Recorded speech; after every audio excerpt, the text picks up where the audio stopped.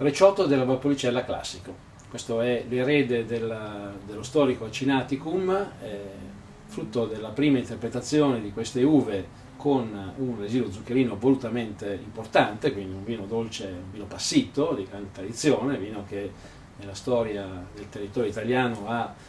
molti aneddoti, un vino che si dava alle donne gravide perché era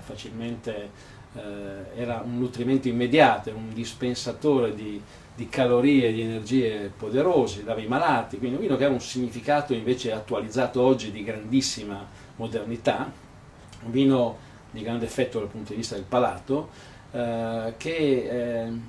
io direi che bisognerebbe un po' stravolgere dal punto di vista della sua immagine, cioè un vino che potrebbe essere non inteso soltanto come un vino da dolci o da dessert, quindi da torte, da crostate con frutta rossa, ma potrebbe essere per esempio rapportato a rapporto con formaggi diversi, formaggi arborinati, quindi attualizzato con delle formulazioni che lo rapportino all'abbinamento della cucina in una maniera un po' più moderna. È comunque un vino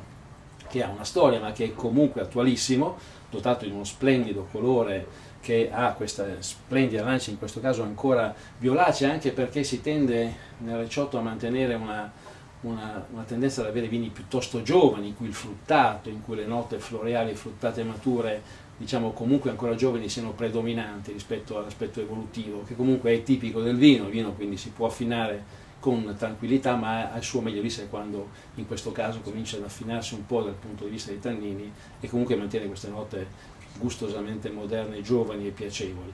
Il naso è straordinario, è un naso che racchiude in sé un panorama incredibile di aromi che vanno dalla banale uva appassita a connotazioni di prugne americane, a note legate a sensazioni di noce, a note leggermente di foglia di alloro, a vene di cannella, di cacao, percezioni legati al chiaro di garofano molto forte, alla noce moscata, e una connotazione di marmellata dolce,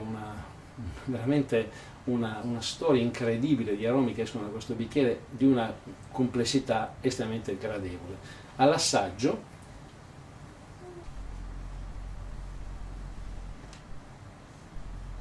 il vino entra in bocca potente, si allarga in un palato che è dolce ma mai stucchevole, una connotazione anzi di grande armonia in bocca. Il tannino, che pur si percepisce, riesce a essere modellato dagli zuccheri in maniera molto armonica. La struttura del corpo è predominante, si sente, il vino ha una bella struttura di corpo, ma è sostenuto comunque da una bella acidità che riesce a modellare e a moderare l'aspetto di contenuto zuccherino, che è significativo, come è evidente in questo vino. Dal punto di vista della persistenza c'è una bellissima sensazione di frutto rosso, marmellatoso, con connotazioni balsamiche, che rimane in bocca per lunghissimo tempo. Il retrogusto è gradevolissimo, ottima rispondenza in armonia al naso e bellissima la sensazione finale di questa leggera venatura tannica, morigerata da questo zucchero residuale molto piacevole, che rende il vino assolutamente gradevole e mai stucchevole.